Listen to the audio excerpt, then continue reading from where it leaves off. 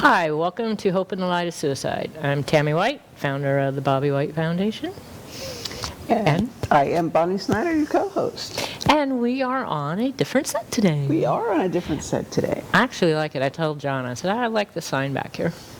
I do. I love this studio because, our set is, a couple places that Typically way. over there, but there's water over there again. There's water over there.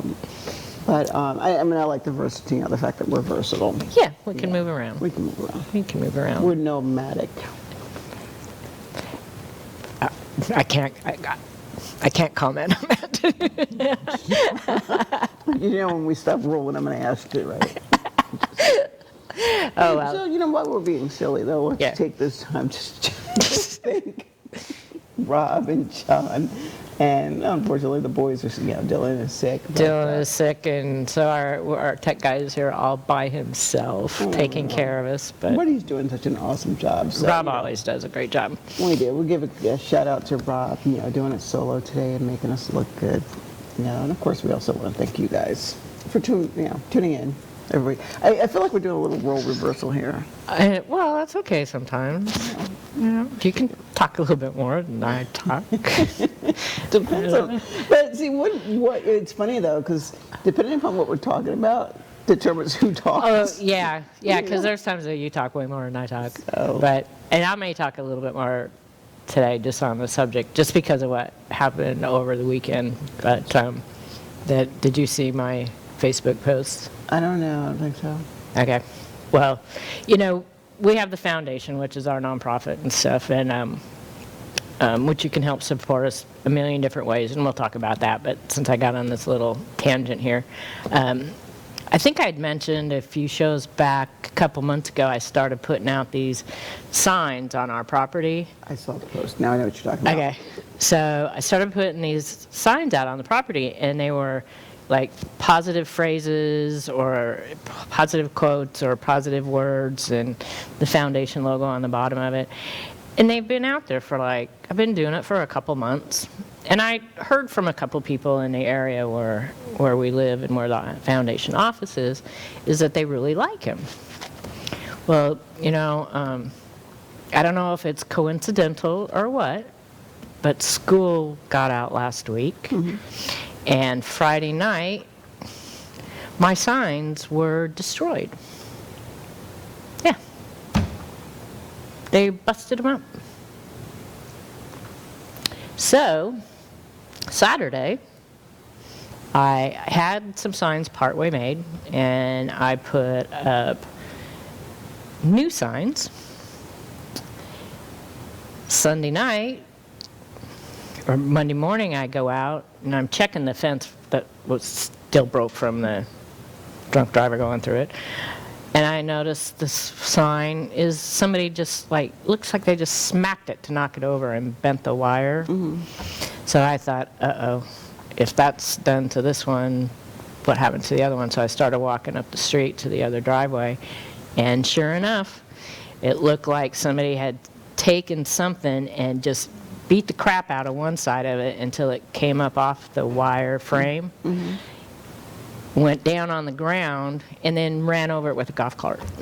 There's tire tracks on it. Wow. Yeah.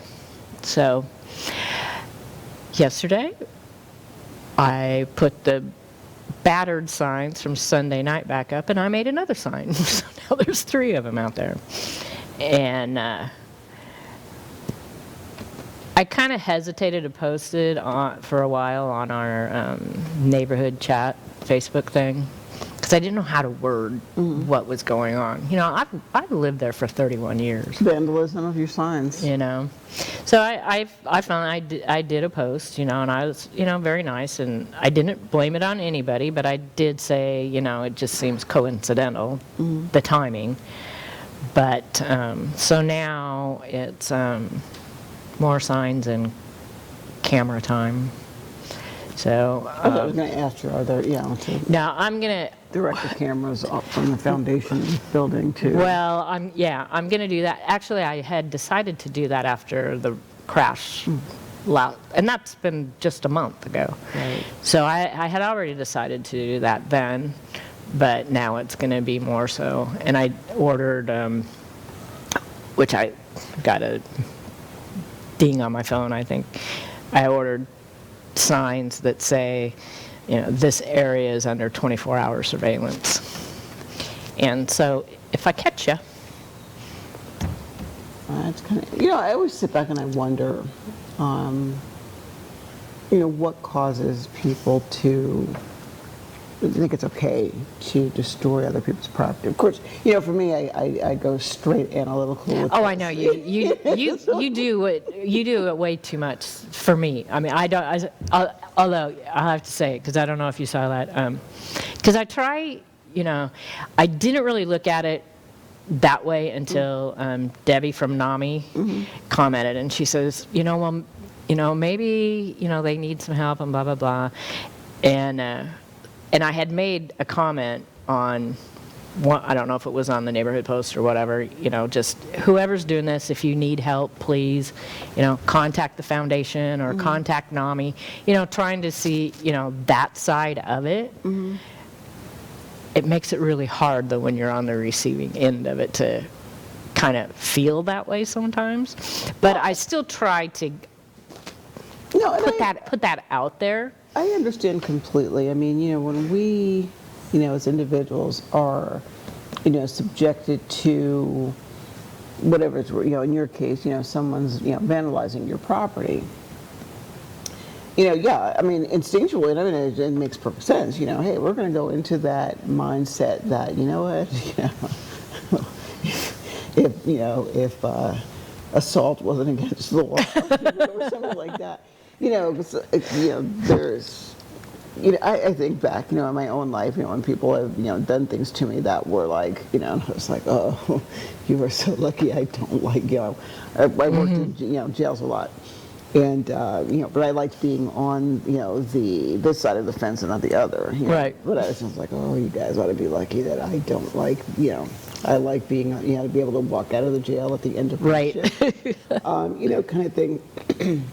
But, at the same time, I do, wonder, like, what is going on. And, sometimes I agree with Debbie, again, we're in the same, she and I are in the same field. Right. I agree with Debbie. It's like, maybe these people need help. I also will, take it a step further, and expand on the help. Might not necessarily mean that they're in distress. It could mean, they're just little. It could be a number of reasons why they need help. I mean, and I even look at it because I felt this way with the girl who ran through my fence. It was a drunk driver, and even I had talked to Kelly briefly about it, Which Kelly? Because I know there's from ASAP. Okay, our Kelly, coordinator. Yeah. Okay. Kelly R. She, when we were at Pedals for Prevention, and we were talking, and it was like, well, maybe we could, maybe she could get some help. Obviously there's an issue here. This is her second DUI, even though she walked away from it. But is somebody, you can have that compassion and that empathy for people, even when they do what they did. But what are the chances that they're going to take your help? Well, I mean, not only your help, I would say that in terms of anybody, yeah, anybody's help. I look at, we do, the committee that I chair, alcohol initiatives. One of the things we do look at is, DUIs and reducing, DUI arrests, and of course, reducing access, to underage youth for alcohol.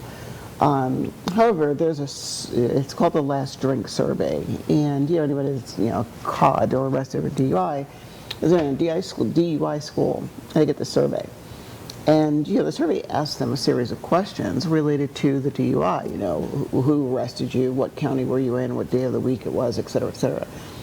But one of the questions on the survey is. And it's an open-ended question, and of course I hate the word why, But however, there are some times that it's appropriate. Right. Why did you decide to drive home intoxicated? And I'm always, I'm in the midst of doing a massive data collection right now with it. It's like, it's like I have a love-hate relationship with data, but it's interesting how some of the responses that I get is I thought it was okay to drive. I didn't think there was an issue. I got in a fight with my girlfriend and I just wanted to go home. I got in a fight with my boyfriend, I just wanted to go home. But again, the overarching, one of the themes that I see often is I thought I was okay. Right, yeah. And, unfortunately, there are times where despite our best efforts, telling somebody, hey, stay here, don't drive. Adults are going to make adult decisions, and they're going to, they're going to do what you do. It's like, okay, I tried to give you some assistance out there. Like I talked to my friends and I were in a conversation this weekend, and when I said to them, as it relates to drinking and driving and having a good time, I started this when I was in the military. And, it's carried on, into my civilian life. But it was, if I'm going to have a get-together at my house, a barbecue or, a party, not that I'm a party animal, right? I'm not. Trust me, I'm not. However, the few and far, well, because in the military it was a little different. Every Friday night we were doing, doing something, but then that was the culture. However, parties at my house, okay, or get-togethers at my house, and, I tell people, hey, I will feed you. If you're going to drink, you got to bring your own poison with you. Right. I'm not supplying alcohol to anybody. However, I was at a bowl by my front door, and the rules were, when you walk in, your keys go in that bowl. At the end of the night, or when it was time for you to go home, it's like, I don't want to say that I put people through, a mini field sobriety test, However, there were people who, at the end of the night, were clearly, you shouldn't, that's it. Not that my friends got stupid drunk, although I reckon maybe a couple. There's always those one or two. But the thing about it is, I had, good friends, that they, get fiercely intoxicated, but, they weren't, like obnoxious or anything like that. Right. No one ever puked at my house, which is nice.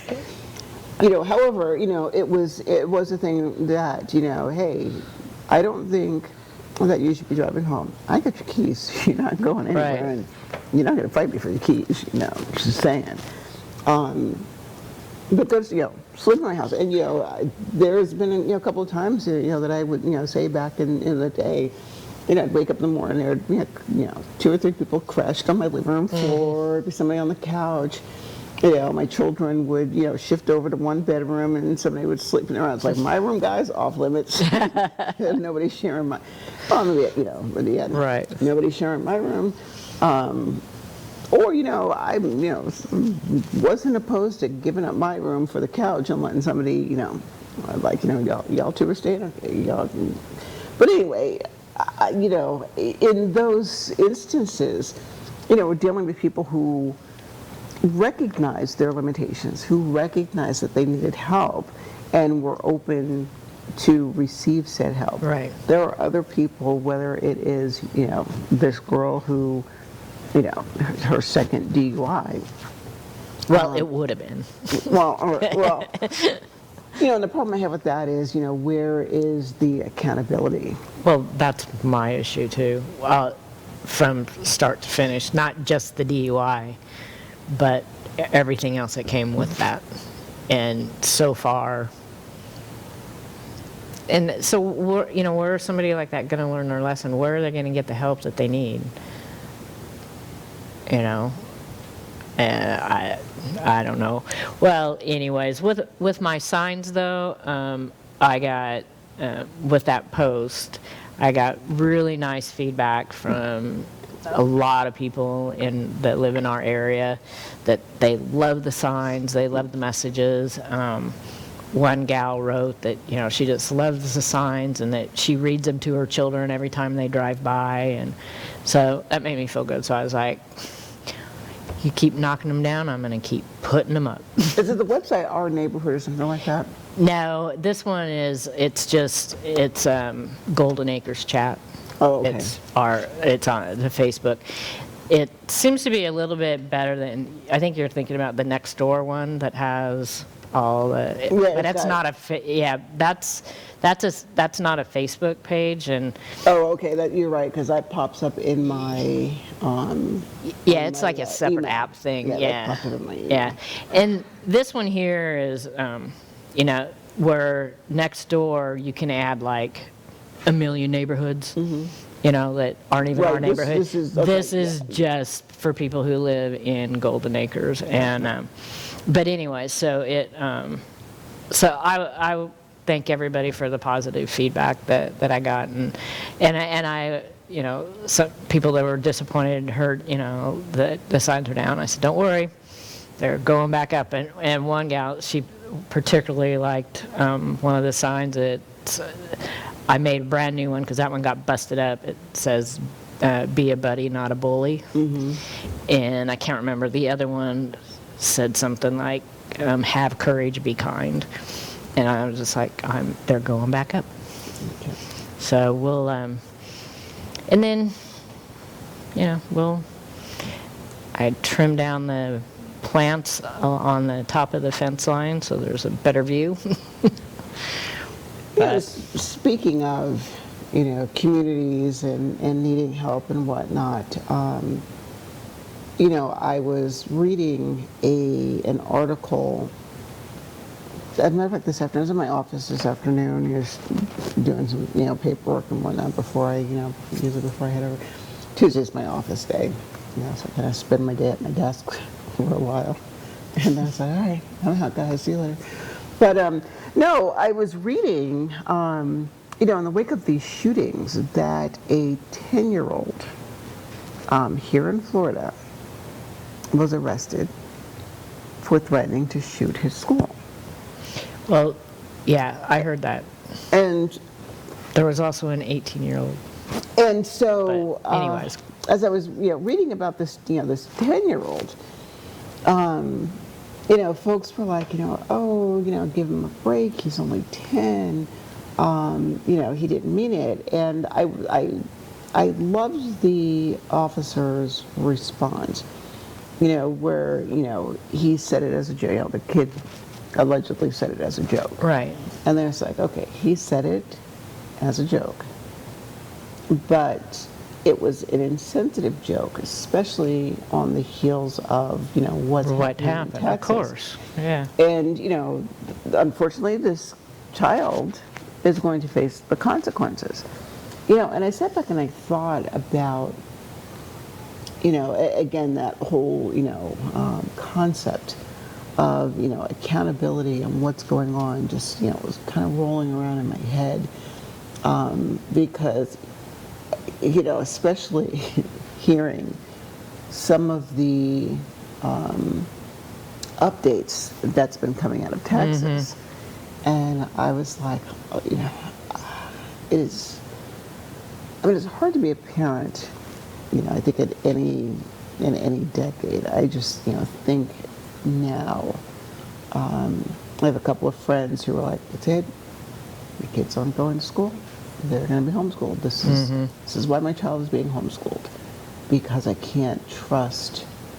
Going into I can't trust, Right. and I don't feel comfortable sending them to public school. But yeah, I was like, when does it end?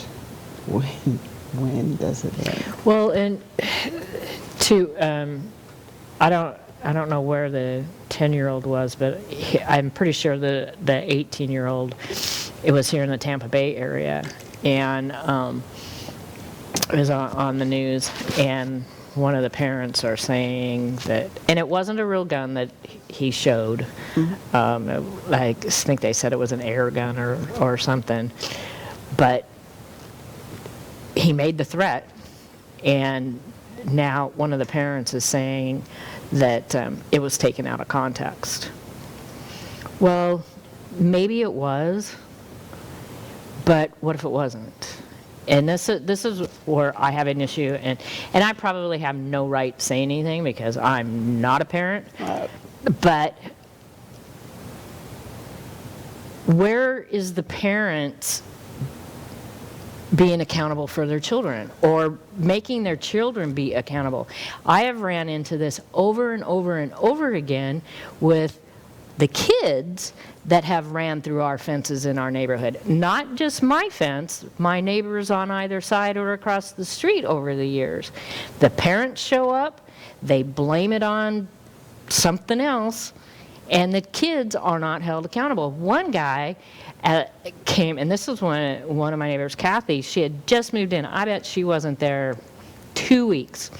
And I was out in the studio working, framing out some artwork for a big job, and it was probably around, I don't know, 9 or 10 o'clock at night, and I heard the crash. Well, she didn't know what it was, and I was out there immediately. Well, the dad shows up, and the kids always do this. They call mom and dad first, beg not to call authorities, and the dad was taking stuff out of the girl's car and putting it in his car before the authorities got there.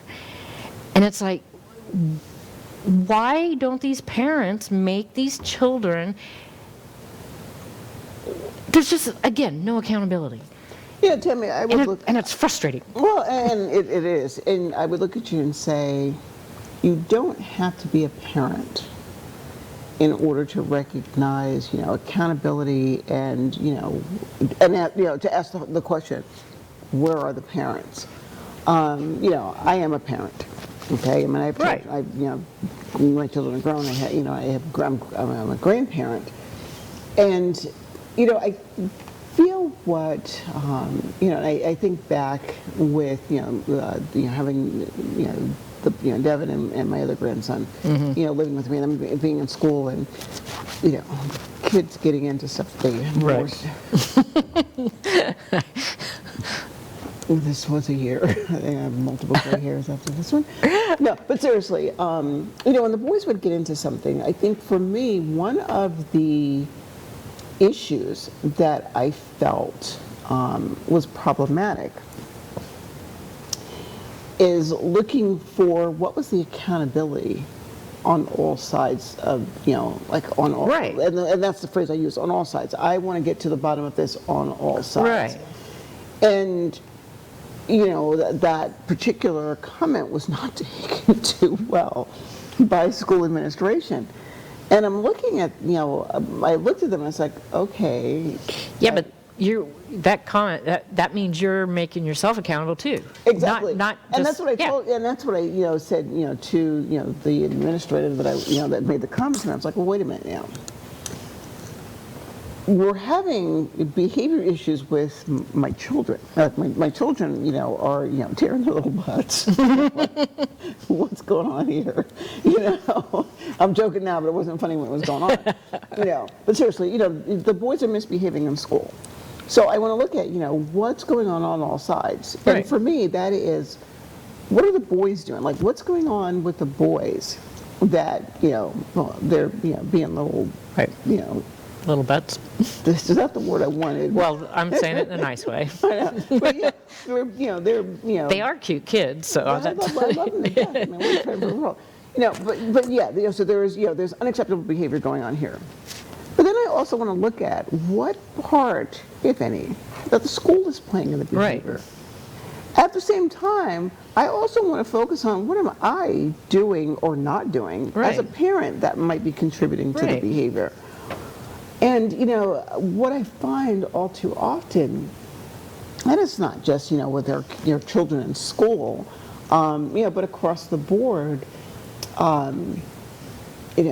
everybody wants to focus on or, hold other people accountable, but not focus inwards. Or I hate this, back and forth finger pointing. Well, if this group wasn't doing this, then this group would do that, and vice versa. Or this group is not doing something, therefore this group is.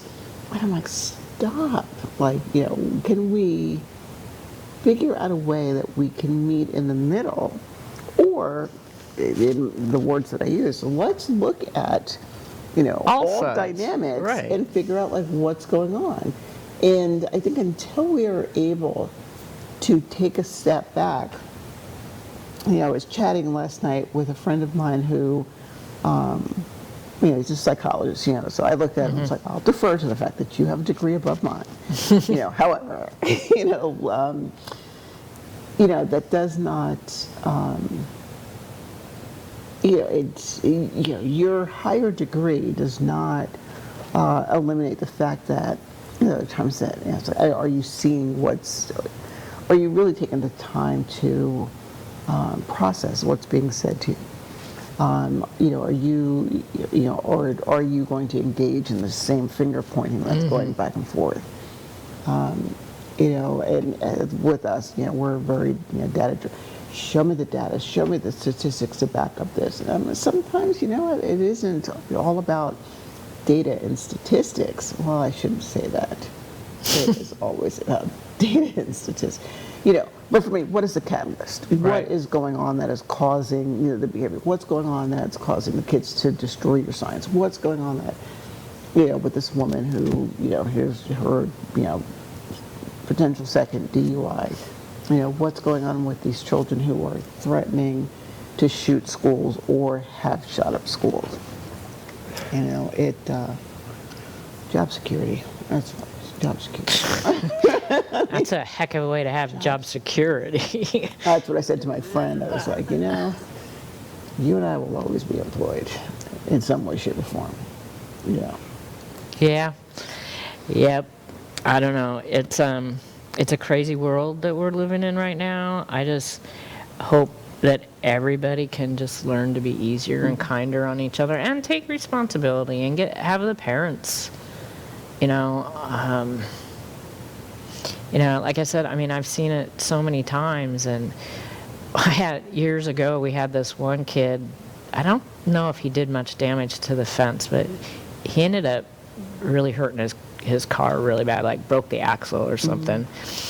And so I called the sheriff's department. He, no, please don't call the sheriff's department. I lost my driver's license and blah, blah, blah. So he calls his mom, and his mom comes out. Oh, there should be lights out here. Blame it on because it was so dark. Okay, well, now the county just in the last year put up a bunch of lights. Now our road is like a Luna Park. At night, it's daylight. And they put speed bumps up on the straight part last week. Nobody goes through the fences of the straight part of the road. They speed, but they don't go through their fences.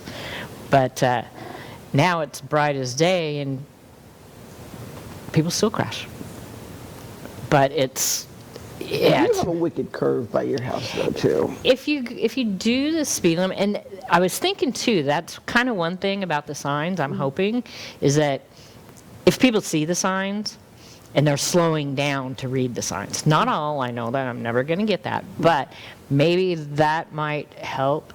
If you drive the way you're supposed to, it's a nice little curve. It is. I said, but where is it? I was like, I haven't put the bike out here. That's whenever I'm on the bike, I like those winding. The winding, yeah. The ups and downs and whatnot, yeah. Yeah, but car, no. Bike, yeah. That's But anyways, so yeah, that's the kind of the foundation drama, and mostly is because I put now I made this sign for my neighbor when I first started making these signs, and I can't tell you what it says because I can't. But there's no foundation logo on it either. And she says, you need to put this sign out there. And I'm like, you have no idea how bad I want to do that. But I'm like, I just can't. Although it would be very appropriate right now. But anyways, so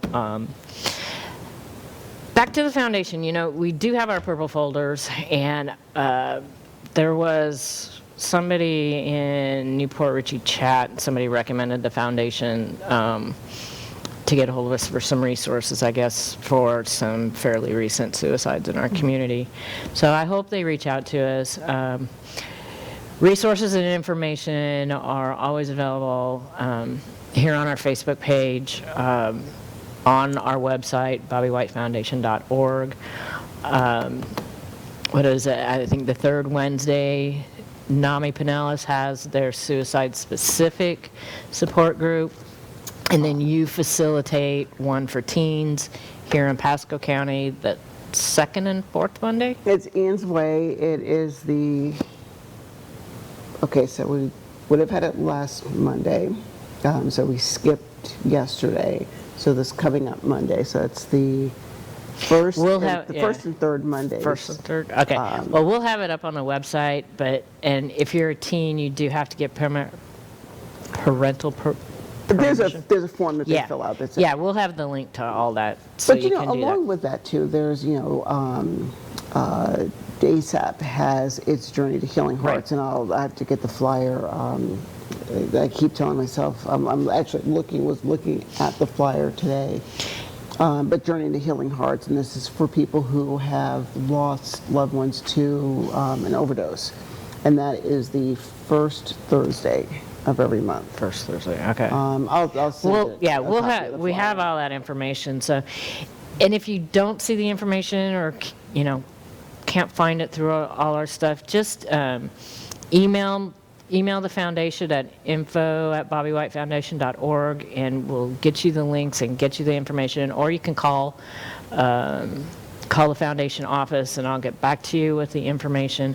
We want to have several avenues of resources for you, because not one is going to fit everybody, and we're gathering that. Right, but I mean, we have some people who will go to each and every each and every group, because each one has a different flavor to it, or Right. attaches one to it.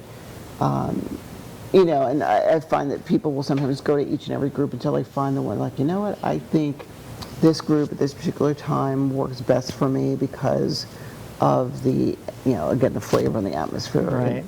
And the thing with these groups too is they are virtual, and so transportation and whatnot is not an issue, which for a long time had been a barrier, Right. to getting people into like services or into help, or to get them help, is because I don't have transportation.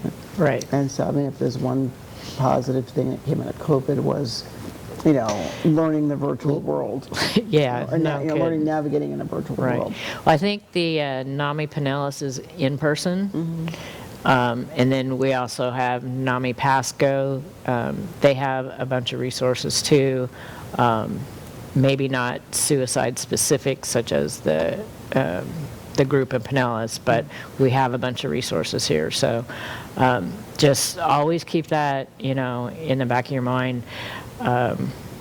And they're available, and like I said, just contact us. There's like a million ways to contact us, and we will get them out to you. We don't want people to just be out there kind of like floundering, kind of like we were several years ago. And that's why we're doing what we're doing, and talking to y'all. I don't know if you saw, there's an interview that I'm going to have the link to up on the foundation page. It just was on this morning on the Today Show.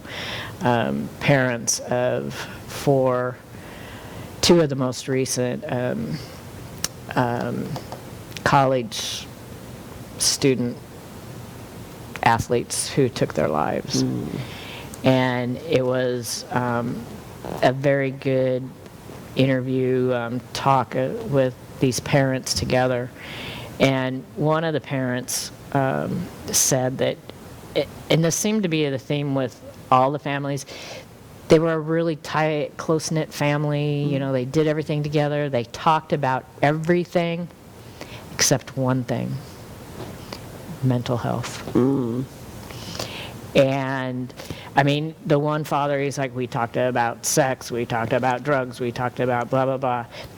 Everything. The one thing that was never talked about was mental health. And one of the moms, she said, because we've made this comment too, and I've made it a lot, even in, talking to you guys as far as knowing what to ask. if you feel somebody is, maybe detrimental to themselves. And normally it would be like, do you think you're going to hurt yourself? Blah, blah, blah. You have to take it further because they're in pain. They're already hurting, and this made so much sense when she said this. You have to come out and say, are you thinking about killing yourself? That is so true. For the longest time, there used to be people used to labor under the belief that if you ask somebody, are you thinking about hurting yourself, or do you want to kill? And using those words. Right. It's insinuated that. Right, well, right? Insinuation was more of an issue of, if I ask someone, are they thinking about harming themselves, they're then going to harm themselves. I remember. Right. I was working on a children's unit once, and we had a child who kids who like self-harming, cutting. My brain is not working right now. Yeah. And the question that I asked this child once, you're not going to start cutting, are you? And somebody else, in the unit just went ballistic. Like, why would you ask that question? You're going to put, she probably would not have thought about doing that until that was mentioned. And I'm sitting back and I'm like, no. Yeah. No. Because, the conventional wisdom, thank goodness, is, coming around to where sometimes, that may be the one thing that stops the person from harming themselves. Right. I've said this, a trillion times. When I think about, Patrick, everyone's talking about me, but no one's talking to me. Mm-hmm. And, I sit back and having that conversation with him that one time when he said that, really, it resonated with me when he was here. It really resonated after he was gone, because it became this thing of, so that was his way of saying, I'm in pain and I need help. Mm-hmm. And if someone would have just talked to me, right, instead of at me or about me, then maybe the pain would have been lessened. And people were like, well, wait a minute, so Bonnie, why didn't you talk to him? And I was like, you understand, when that conversation happened, and when, it was, really, I've been on this back and forth with. I don't think, on one hand, I don't want to believe that, his, him leaving was intentional. On the other side of it, I knew the pain that he was in. Right. And back to that. If you don't want to help, you're not going to get help. And, he, it's kind of a lot, on these shoulders here. I don't need anybody else to talk to. I can talk to you. Right. And I'm like, okay. Let me just, tap the brakes for a moment. I'm not going to force the issue. However, maybe forcing the issue is what was needed. But yeah, guys, don't be afraid to look at somebody and say, straight out, are you thinking about killing yourself? Are you thinking about harming yourself? You're not going to create the illusion that, or you're not going to put the idea in their head that this is what's going to happen. If someone wants to harm themselves, that thought is already there. It's there, yeah. Having someone acknowledge, okay, and going back to Patrick's words, no one's talking to me. Sometimes having that person to talk to might mean the difference between life and death. Yeah. And I continue that to say, despite all your best efforts, that person still may complete suicide. Exactly. Understand that you did what everything that you can do. Do not take it personal. Yeah, because the act isn't personal towards us. although that's hard for us to. It feels personal. Well, of course it feels personal. It always, to people. yeah, of course it feels personal. Believe me, yeah, we do. Yeah, I don't know. I don't know, but yeah, don't be afraid, because like I've always said, even if they're not feeling that way and they get upset with you for even asking, I'd rather have them pissed off at me than go to their funeral. Absolutely. And I say that anytime I even go out and talk to anybody, to any groups, I say that. Yeah, and it's and you know, just reach out to your friends, whether they're super close or not. If you think that, you know, something may be not quite right. Actually, I had a friend reach out to me, and it's, I guess, because of the foundation and because I've been open about, you know, what I go through, and he's battling with depression, and he reached out to me over the weekend, and so I messaged him some information, you know, and let him know that, you know, if, you know, even if you just want to talk, I'm not a professional, I'm just one who is living it. You know, I'm here, and you know, and he thanked me, and then I didn't hear from him for a few days. But all I did is, I think yesterday, I was going to do it Sunday, and I forgot because I was wound up with the sign thing. But I just sent him a little message and said, hey, look, you know, thinking about you, how you doing today? And it was funny. It was like, I'm still here. Thanks for checking. You know, people when they're like that, and it may not like be really bad, but it's bad enough for them, just to know that there's a friend out there, or there's several friends. And I reminded him, you know, you've got a lot of friends. We're going to be here for you. And just little things like that make such a big difference. It does. I remember I had said one time, I was, you know, back home in Jersey. Then, you know, unfortunately, I was, you know, attending someone's funeral. I forget whose it was. I mean, it's immaterial. You know, however, I remembered how, you know, every time, you know, we're attending someone's service, the conversation was always one of, why is it the only time we get together is, you know, we're at someone's funeral? Weddings or funerals. And, you know, we're like, you know, you get a point. So it's like, let's get together. Let's, you know, and it was a family member. I do remember that because, you know, we were talking about, let's have a family reunion, you know, hey, you and you know, would you guys organize it? Let everybody know. You know, we decided, hey, let's do it in Jersey because the vast majority of the families, you know, anyway, all the logistics and whatnot.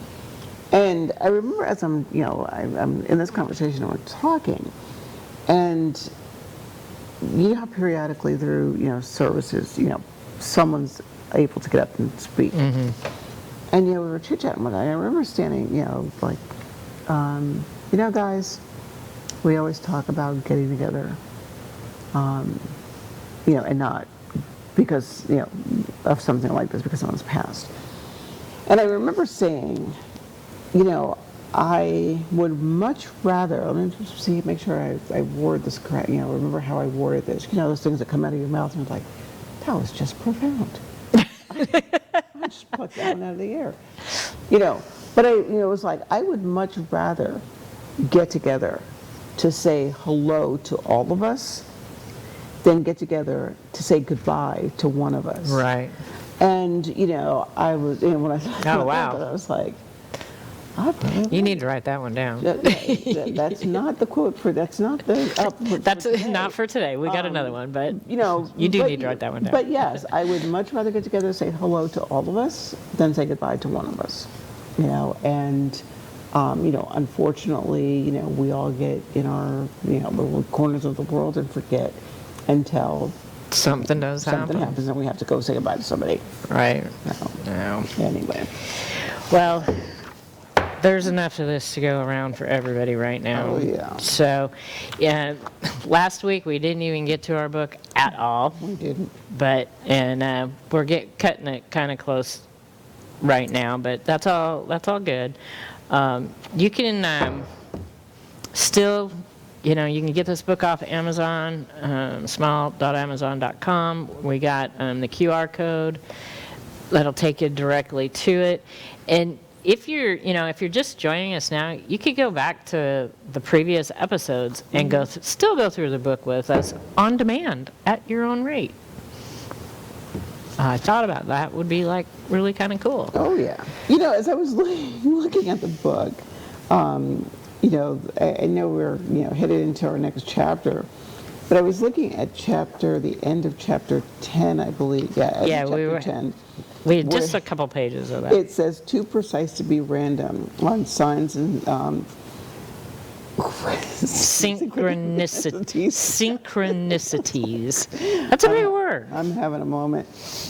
But it says, a well-timed song, the appearance of birds or hearts or sudden messages, things showing up just as you've thought to look for them. Almost everything has a story of something happening in their grief that is felt like a sign. And it goes on to say, how we don't talk about, the signs and whatnot that happen. And so I'm chuckling because I was like, I love when things in life, during the week, just happen to coincide with something in the book.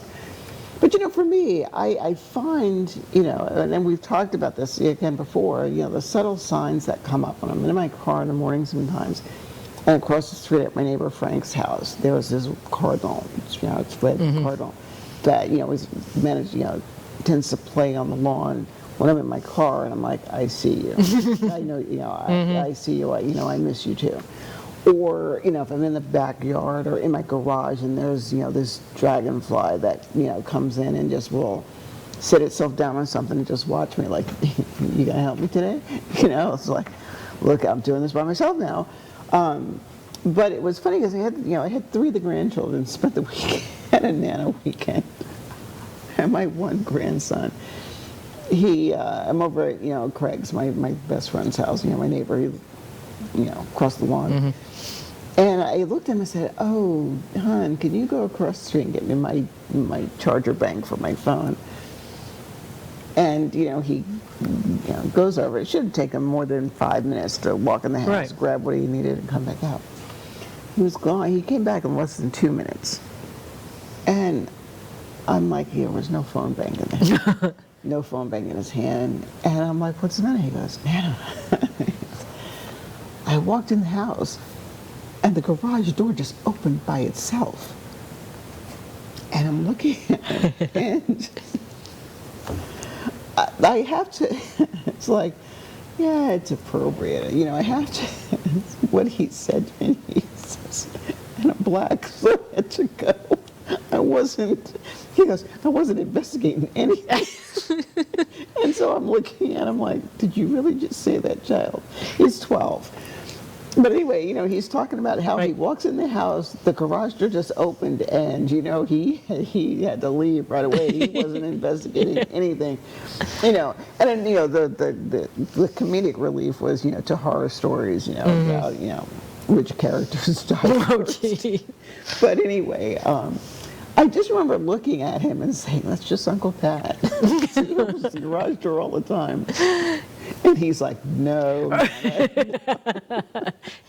But as I was reading this, I was like, those subtle signs. Because, there are times that my garage door will just open by itself. I'm like, come on in, dude. Or the other night, I'm on the phone with Greg, and I have my bedroom, sits here at my kitchen. I can see my kitchen from my bedroom. And I have a china cabinet. And there was a light that was reflecting off the glass. But I guess the way I moved my head, I want to say, now that I think about it, there was a reflection on my glasses and a reflection on the glass at the same time. So it looked like there were eyes. Oh, geez. I don't scare easy. And I'm on the, it's like we're FaceTiming. And it's this expression I got on my face like, and I'm like, and he's, Greg is just looking, and he's looking, and I was running, I was like, Oh, okay, I see what it is now. And I said, what? And I said, I'm looking at a reflection on the glass, on the china cabinet. And I was like, I thought somebody was looking at me. And he was like, I was wondering what you were looking at. And I was like, oh, I was in the kitchen. I was, Pat, get your snack and go to bed. Well, and I had an experience too like that this weekend, and I think it even happened the first time when I went to get the posts for the fence. And feather showed up, a hawk feather, and then I got into my truck, and it was at 2 different times when I was doing this, and 11/11 and 11/17, and Bobby's birthday is 11/17. Oh, nice. And this is what I was specifically doing, and it's like, okay, hon, am I doing it right? See, I hope you're proud of me. I think I'm doing, what you would do, but yeah, I mean, I believe in that stuff all the time. Well, I mean, it's like one. And you and I have talked about that. Oh, I mean, I look at multiple signs that have come up, throughout the years. My daughter and I were going to. Oh God, what was I doing? Down her way for some reason, and we decided. I think we were shopping. Or it's been a tire on her truck. I think it's been a tire on her car. Oh, that was a recent thing. Wasn't it the brakes? Or was this before? Brakes last time. Yeah, it was brakes last time. However, anyway, so like I said, we're going to put, a tire on her car, and, we stopped by the tire store, and we're like, I'm hungry. And, we stopped at, a fast food, joint, grabbed some food. And I remember as we drove up to the drive-through window, and, the lady, I handed her, my card to pay for our food. She hands it back, and I happened to look at the clock. And I looked at Jean, and I was like, OMG. Look at the clock. And the clock, exactly 6:16.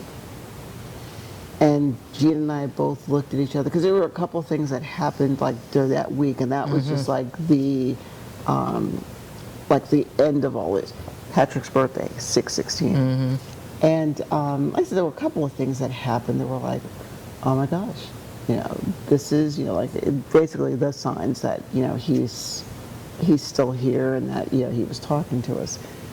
And I'm like, like I said, I chuckle, the garage door, that's the big one in my house. Like, it's just Uncle Pat.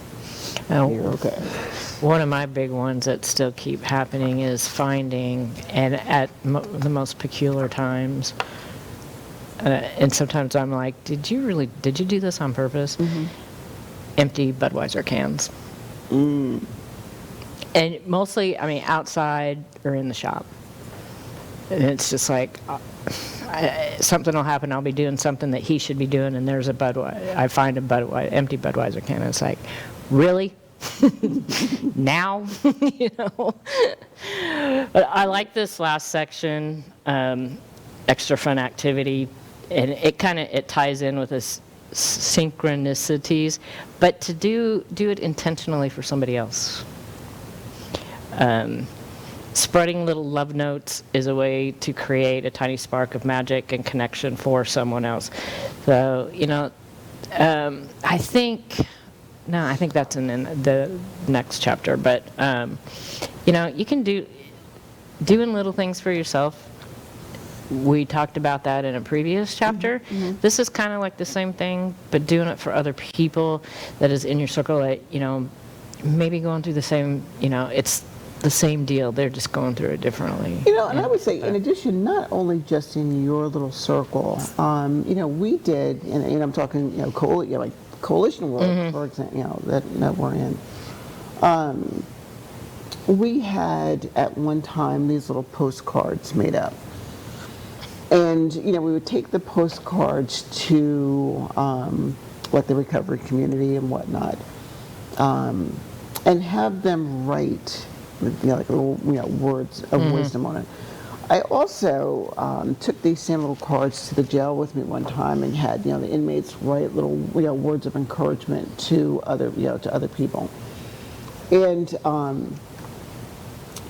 these cards were given to like first responders and nurses, police, law enforcement people, as a way to let them know, hey, we understand that your job is hard and you might be going through things, or people who were in recovery were writing these encouraging notes for people that were still in the struggle. Right. I like this too because, sometimes, where she says, where did I read that? Spreading little love notes is one way you can create a tiny spark of magic and connection for someone else. Then she says, use this page to brainstorm creative ways you can create messages for others to find just precisely when they need to find them. And just like that encouraging word, Right. finding those little notes happen just when we need to find them. And that's usually when it happens, too.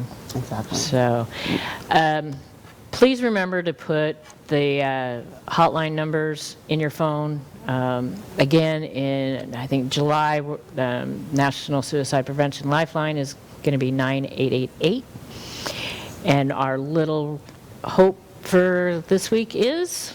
Don't give up on hope just yet. It's the last thing to go. When you have lost hope, you have lost anything. And when you think all that is lost, when all is dire and bleak, just remember, There's always hope. Thank you, guys.